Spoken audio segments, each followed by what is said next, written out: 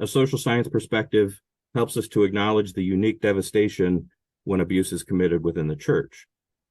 Much of the thinking around abuse in the literature comes from abusive therapists or doctors in one-on-one settings.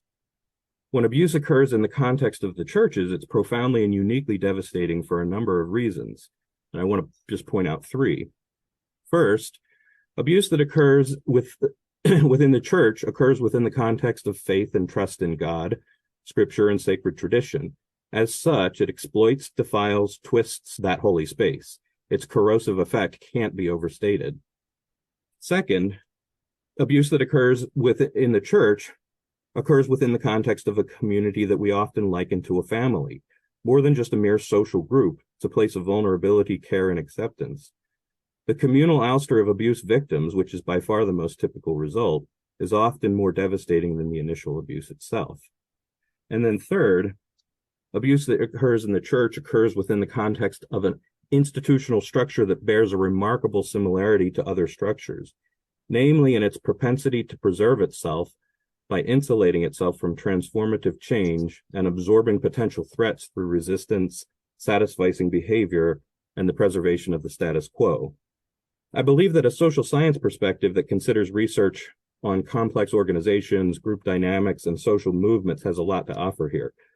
Such research helps us to see how organizations often work to bureaucratize, scapegoat, and preserve the status quo.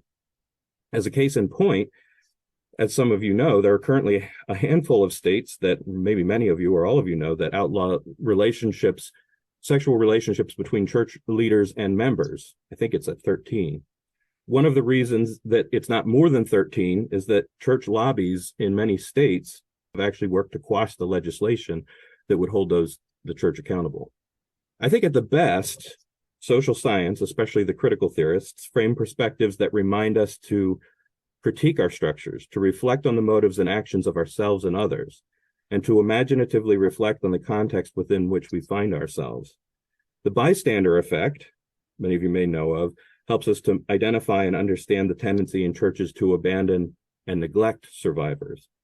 Studies on individuals' a tendency to obey authority, the Milgram study, for instance, it's an interesting study that you can Google if you haven't heard of it. It's the obedience to authority, which tests how far people will go to follow the orders of those in authority, and it's to frightening ends.